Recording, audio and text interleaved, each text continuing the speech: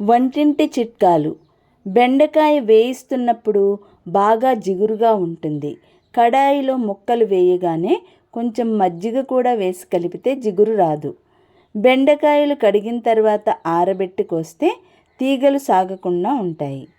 2 చుక్కల నిమ్మరసం, కొంచెం పెరుగు వేస్తే బెండకాయ కూరలో జిగురు పోతుంది. బాగా చల్లారిన పాలు తోడుకోవాలంటే మజ్జిగ చుక్కలతో పాటు చిన్న ఎండుమిర్చి కూడా వేస్తే సరి. నిమ్మకాయ కోసే ముందు బలంగా చేతులతో నలిపి ఆ తర్వాత కోసి పిండితే రసం సులువుగా వస్తుంది. వంకాయ కూరలో 1 స్పూను పాలు వేసి ఉడికిస్తే ముక్కలు నల్లబడవు. కత్తిపీటకు ఉప్పు రాయడం వల్ల పదునుగా తయారవుతుంది. బట్టలపై నిమ్మరసం కానీ టూత్ పేస్ట్ కానీ వేసి రుద్దడం వల్ల ఇంకు మరకలు పోతాయి. ఎండు కొబ్బరి చిప్ప కందిపప్పు డబ్బాలో వేసి నిల్వ ఉంచితే పప్పు పాడవదు.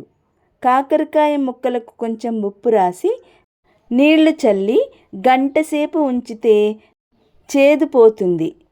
చేతులకు నూనె రాసి పనసకాయ తరిగితే జిగురు అంటకుండా ఉంటుంది.